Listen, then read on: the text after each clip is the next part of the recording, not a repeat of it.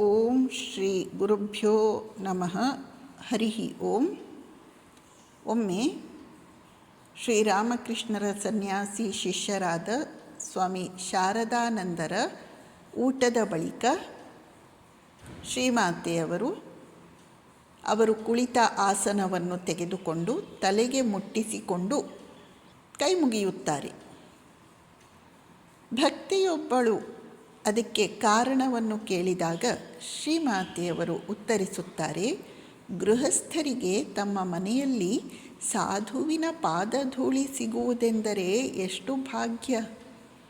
ಸಾಧುವಿನ ಆಸನವನ್ನು ತಲೆಯ ಮೇಲಿಟ್ಟುಕೊಳ್ಳಬೇಕು. ನಾವೆಲ್ಲ ಗೃಹಸ್ಥರು, ಇದು ನಮ್ಮ ಧರ್ಮ. ಶ್ರೀಮಾತೆಯವರು ಏನು ಅದ್ಭುತ ವಾಕ್ಯವನ್ನು ಹೇಳಿಬಿಟ್ಟರು ನೋಡಿದರೆ, ಅವರು ಸಾಕ್ಷಾತ್ ಜಗನ್ಮಾತೆ, ದೇವಿ, ಜಗಜ್ಜನನಿ, ಅವತಾರಿಣಿ. ಅವರು ಎಲ್ಲ ಸನ್ಯಾಸಿಗಳಿಗಿಂತ ಬಹಳ ಮೇಲ್ಮಟ್ಟದಲ್ಲಿ ಇರುವವರು.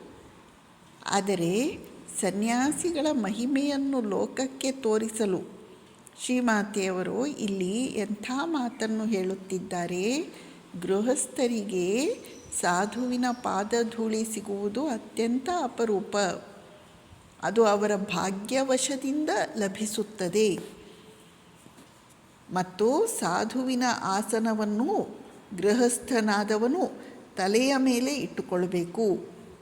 ಇನ್ನೊಮ್ಮೆ ಶಿಷ್ಯ ಪ್ರಶ್ನೆ ಕೇಳುತ್ತಾನೆ, ಅಮ್ಮ, ಠಾಕೂರರ ಅನುಗ್ರಹವನ್ನು ಪಡೆದವರು ಅವರು ಸನ್ಯಾಸಿಗಳಾಗಿರಲಿ ಗೃಹಸ್ಥರಾಗಿರಲಿ ಸಮಾನರು.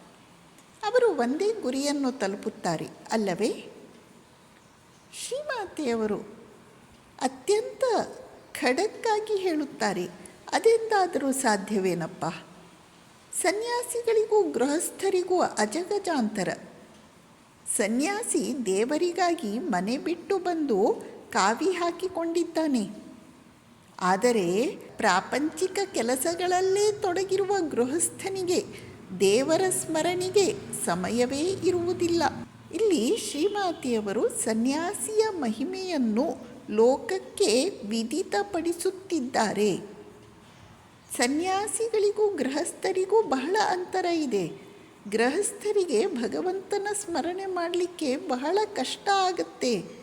ಅವರು ನಾನಾ ಪ್ರಾಪಂಚಿಕ ಕಾರ್ಯಗಳಲ್ಲಿ ತಮ್ಮನ್ನು ತೊಡಗಿಸಿಕೊಂಡಿದ್ದಾರೆ. ಆದರೆ ಸನ್ಯಾಸಿ ಭಗವಂತನ ಸಾಕ್ಷಾತ್ಕಾರಕ್ಕಾಗಿಯೇ ತನ್ನ ಜೀವನವನ್ನು ಕೊಟ್ಟುಕೊಂಡಿದ್ದಾನೆ. ಇದು ಅದ್ಭುತವಲ್ಲದೆ ಮತ್ತೇನು? ಇದು ಮಹಿಮಾನ್ವಿತವಲ್ಲದೆ ಮತ್ತೇನು ಎಂಬುದು ಶ್ರೀಮಾತೆಯವರ ಭಾವ. ನಮಸ್ಕಾರ.